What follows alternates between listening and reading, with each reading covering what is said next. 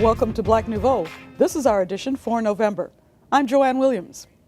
The midterm elections are just days away. Yamiche Alcindor from the PBS Newshour discusses the impact voter suppression may have on the outcome. We'll talk with a Milwaukeean trying to make sure that every young voter gets registered to vote. You know, November begins one of the biggest holiday celebrations in our nation. As we look forward to the season for giving, Liddy Collins will share with you how some community members are helping those who are left out of the joy of the season. Along with the 10th annual Milwaukee Film Festival last month, two native sons brought the magic of Hollywood to Milwaukee. Later in the program, director George Tillman Jr. will talk about his new film, The Hate You Give. But first, we haven't become Hollywood on Lake Michigan yet, but thanks to filmmaker John Ridley, the Fresh Coast is taking a new step towards making a great city on a great lake a great destination for artists. This is the story of a brother and sister team of Milwaukeeans.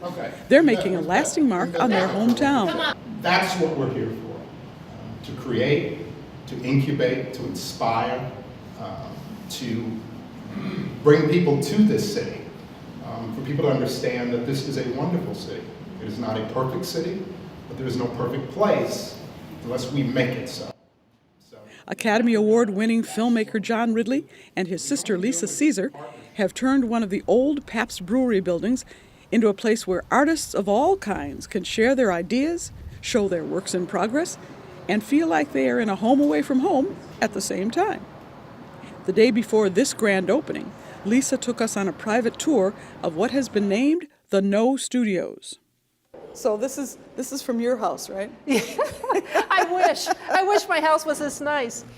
But the idea again is to have a very open and inviting environment, have it be functional, so this can double as a work environment during the day. But in the evenings and the afternoon, it's really an environment for entertainment. And I think one of the sort of themes that we're trying to pull from is that there's a blending between work and play, and there's a blending between socializing, networking, and being productive during the day. And so we're trying to sort of achieve that with a welcoming and inspiring space. I mean, we really do want this to be both a physical and virtual community. So we're working hard, obviously, on the aesthetic here to build the physical space with all of the infrastructure that you would need as a professional. This looks like a giant living room. Well, I'm glad you said that because it's supposed to. The idea is to create a casual and yet functional environment for our social members and our artists. So it really is meant to mimic a living room and a place where folks can come and relax and work at the same time. I think the way people work has just changed over the last few years, and there is a sort of blending between work and socializing and networking. And what we want to do is capture that and build on that by creating a space that can be both a workplace and a social space at the same time. So this is what I think is the best part of this whole place. Isn't it beautiful? It is. Look at this. Look at this. These are some great chairs. Yeah. So the idea here was to sort of mimic the home theater, but take it up a notch and equip it for the professional filmmaker. So it's for both the amateur artist and for the established artists, that really the full continuum. What about black artists? Because we have a lot of them, but they're scattered all over. Is this a place for black artists too? Well, this is a place for everyone. And John and I both feel strongly that the artists should be representative and reflective of the community. We've done a very specific outreach to African-American artists and to all artists, but we feel like we have to try a little bit harder I think, with African American artists to make sure that they feel welcome in this space. Just like the credits in a movie, they gave thanks to many people who shared their vision. Steve Meck, who manages the place, and Rick Brown, who designed the interiors. Lisa and I lost a lot of sleep. We've had a great time collaborating on this, but every night it's like, oh my God, we don't know if John's gonna like it. So we've been working really, really hard, and I'm so happy that you're happy. I think this is stunning. I mean, it's one thing to imagine things and have a concept in your head. It's another thing to be fortunate enough to work with people who can actually execute on that vision. And I would say everybody involved has just gone above and beyond. It's beautiful. It really, really is. Milwaukee Film occupies the second floor. It's the new home base of the Milwaukee Film Festival. It just celebrated its 10th year. There are also production companies, performance rooms, and film workspaces on the other floors. This really has turned into a family effort, and the people that we need to thank, she can't thank herself, but the reason we're all here truly is because of Lisa.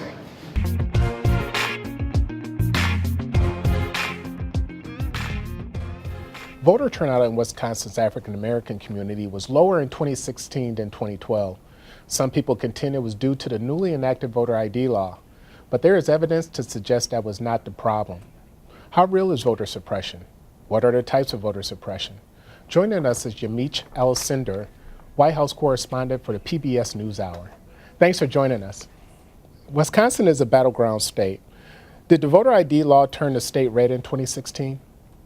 Well, it's hard to tell because obviously no one can know whether or not a factor in this election, which was really a very, very close election, if any one factor would have changed it. But what we do know is that there were thousands of African American studies show whose votes were suppressed. And people believe that the state could have gone for Hillary Clinton if it was not for those African Americans voters being suppressed, mainly because African Americans by the 90th percentiles support Democratic candidates. So that's an issue that could have possibly been the reason why Wisconsin went for President Trump. In states with voter ID, what type of patterns did we see? In states that had voter ID laws, what we saw was a lower voter turnout for African Americans. What we also saw were anecdotal stories of people feeling as though their particular vote was really being targeted and was being suppressed. We had people who were saying, I had all my paperwork, I had all my IDs, and I was still told that there was one clerical error in one of my IDs that I couldn't get fixed, and as a result, I couldn't vote. So what you heard over and over again in places like Wisconsin, but other states, were African Americans very, very frustrated and feeling as though they could not vote in the 2016 election. How did this law impact college students? Well, it's hard to say because college students, there are different states that really deal with college students differently. There are some states that say because a college student is in that state and they can get an ID for that state that they can vote.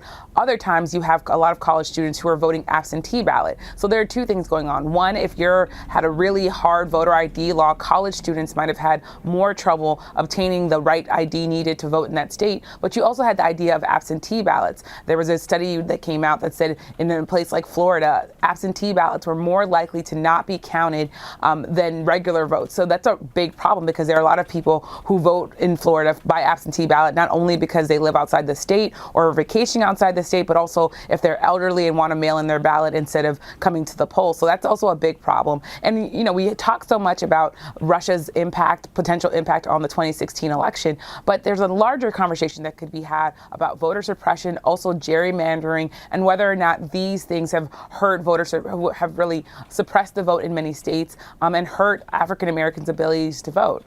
So when it comes to, in 2016, Wisconsin, the state was ordered to give out free IDs to people who didn't have them. Why didn't that work? Well, of course, there are some people who think that that worked, that the state did what they could, that the state officials handed out these free IDs. There are, of course, some people who said that it was ineffective, that it was carried out haphazardly, that people still couldn't get the IDs that they wanted, that there was some confusion about whether or not you can get an ID at one place or another. So what you had was really a contentious fight over whether or not that was carried out effectively. Real quick, what's a bigger threat to our democracy, voter suppression or voter ID fraud? I think that voter ID fraud, studies show, is a very, very rare thing. Most people who, if they're out to vote and they're trying to vote because they want to vote and they're the correct person to vote. So it's in most cases, it's very misleading to think that America has a voter fraud problem. In terms of voter suppression, it's in some ways it's a really big deal, and there are a lot of studies that say that these voter ID laws need to be looked at more closely and need to make sure that there are not people out there that want to vote that can't. In a lot of cases, there are African Americans who are being disenfranchised, they believe, by these voter ID laws. And while it might seem like a simple thing, oh, you can get your ID and vote, there are a lot of people who feel like, I can't actually afford to do all the paperwork needed to get that ID. Thanks for joining us. Yamiche Alcindor, White House Correspondent for the PBS Newshour. So why do I vote in local elections? Because I care about who has a say in my community. Your voice matters. Without change, things can't happen. Where our real power lies is not in strength, it's in the ballot. Any election is an important election. Your chance to influence the government and ignite change within our local communities. Really, the real power is within the local control, and that's what's coming up. Your voice matters, your experiences matter, your vote matters. So get out there and vote. I think you should go out and vote. You dig? Go vote. November 6th.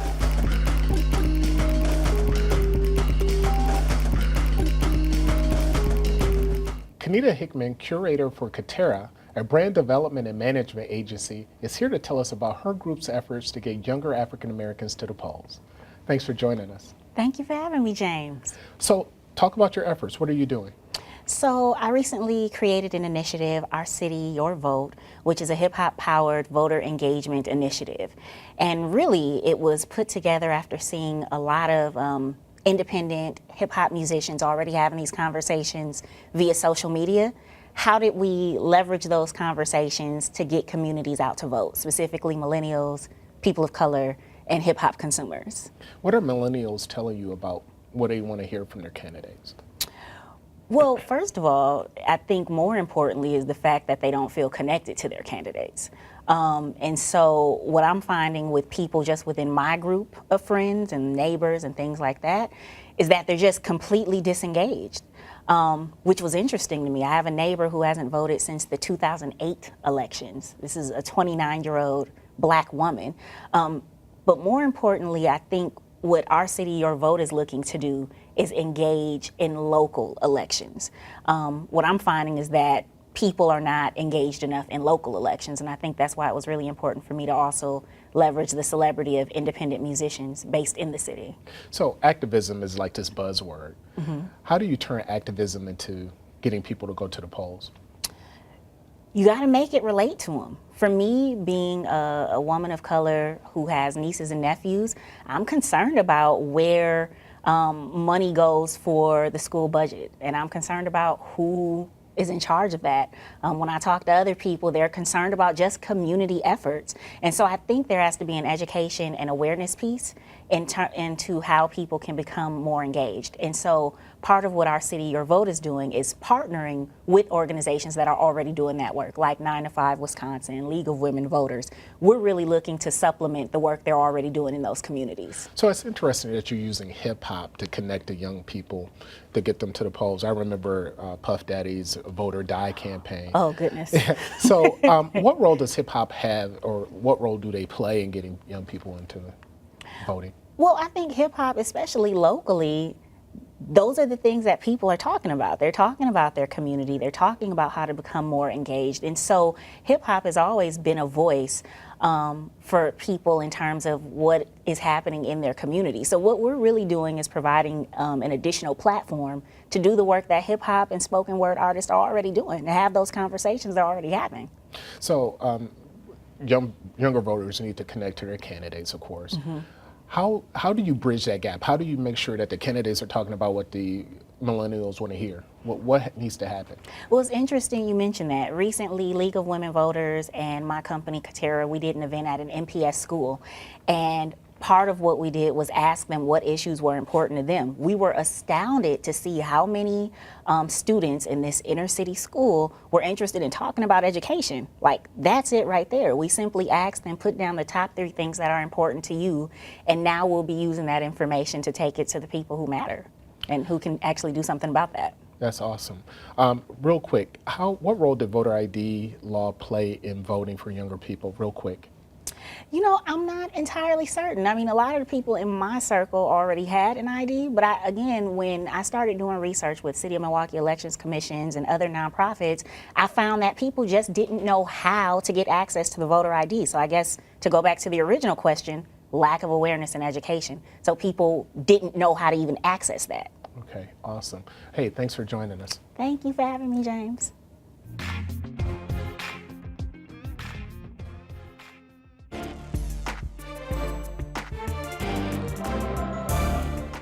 These are some of the much-needed agencies in the Milwaukee area that deal with the issues of homelessness.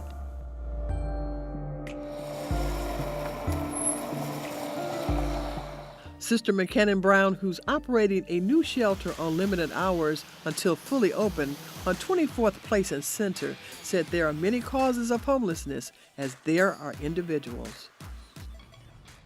Homelessness is a condition people move in and out of. It's a time where there is no anchoring place for that person to stay. The representative for 211 Homeless Service Delivery System for Milwaukee County says someone is homeless if they're jumping from couch to couch or they don't have a steady place to stay.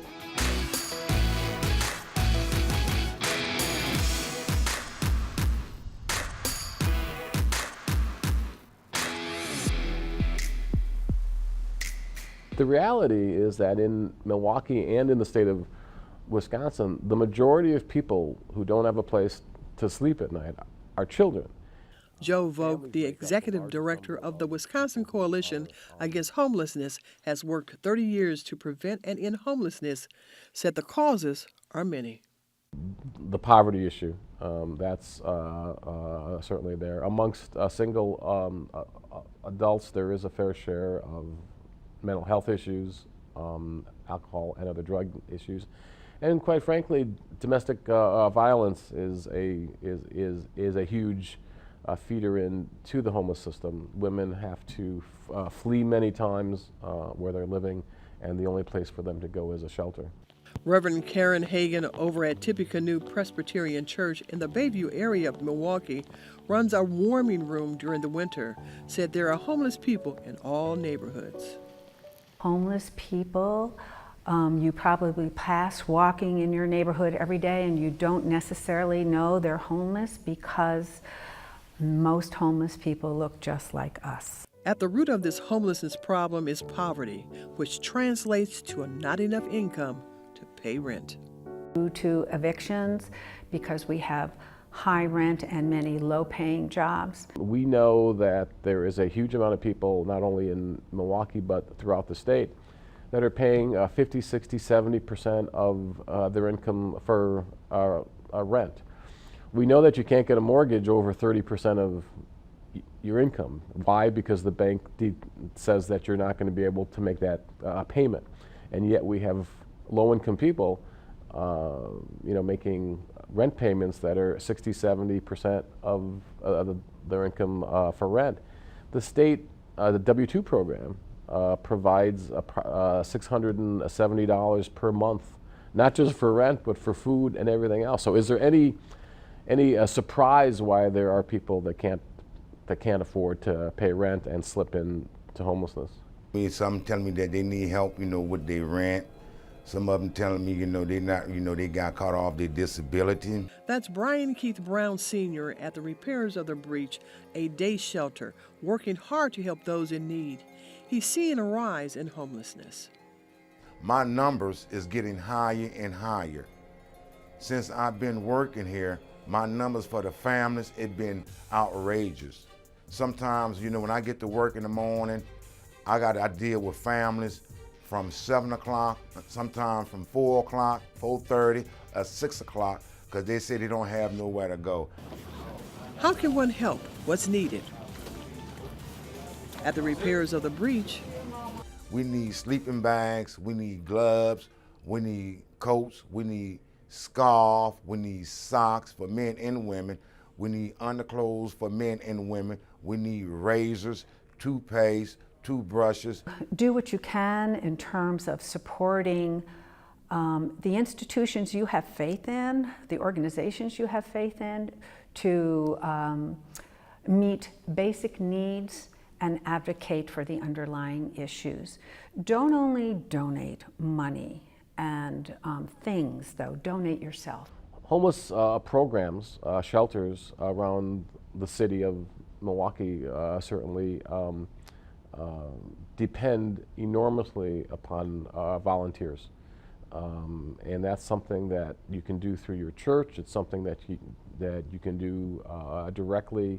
So I would urge people either through their church or just pick up the phone, call one of the shelters in town. They'll be happy to take a call that you want to volunteer and spend some time.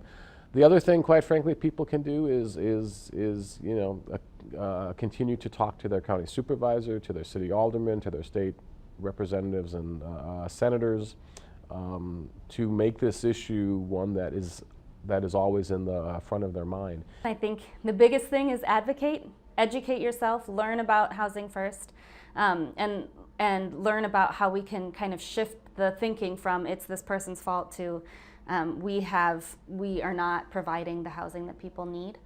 And then secondly, spread the word that 211 is here. And there's an in-person team, so we can assist through my mobile screener to get. So if you know someone who's homeless and you see them, let us know, because we can reach out to them in person and work with them until we can figure something out for them. Today, Garden Heights is reeling after the shooting of a 17-year-old black teenager by a white police officer. I feel like everything I have done has been getting ready for this movie. I have done several films with young individuals, kids. I have done several films that deals with family and honor and doing the right thing. I just feel like all those years were just coming to this. This is The Hate You Give, Milwaukeean George Tillman Jr.'s newest film. It's based on the best-selling novel by Angie Thomas. In it, Star Carter is a young black girl attending a predominantly white school. She witnesses the shooting of a childhood friend by a white police officer. What did you do?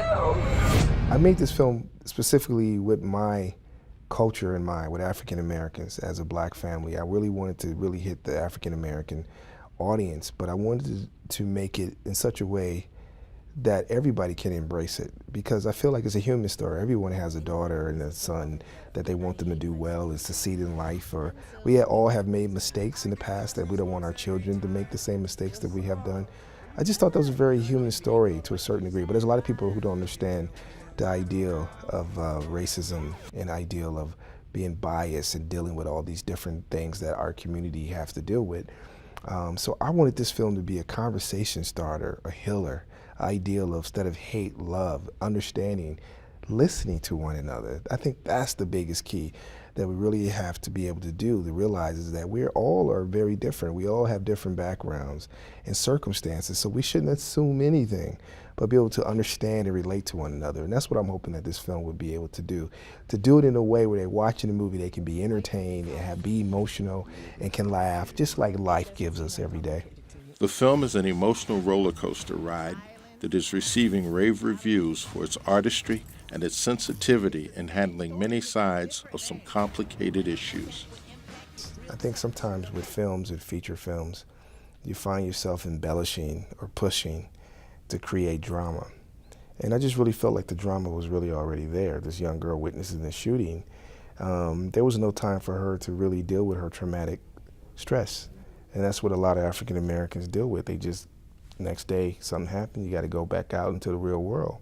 And that just causes the anxiety and dealing with all these different things from the neighborhood and from the police officers and being afraid of these two worlds.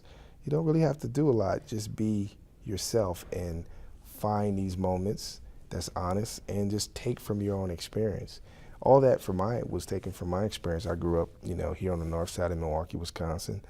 Having heard the talk from several my relatives and how to conduct yourself around a police officer, and now having a 15-year-old son, there's something, we've been through these things. We know what it's like to face racism. We know what it's like to hear things that shouldn't be said by other people.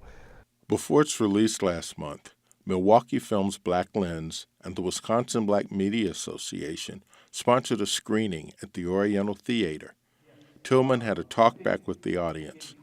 He believes that things are changing in Hollywood.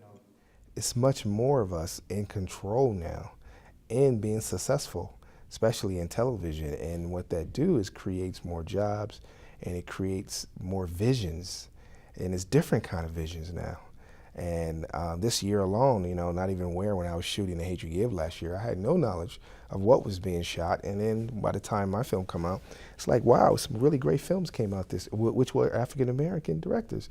So, and who are writers in behind. So I think that's the difference now that these TV shows and movies are getting successful. And as we close tonight, here's a reminder that there's more Black Nouveau to see on our website. You can find our full interview with George Tillman Jr. and a preview of the San Quentin Project exhibit at the Milwaukee Art Museum. Be sure to like us on Facebook and give us a call to let us know what's on your mind.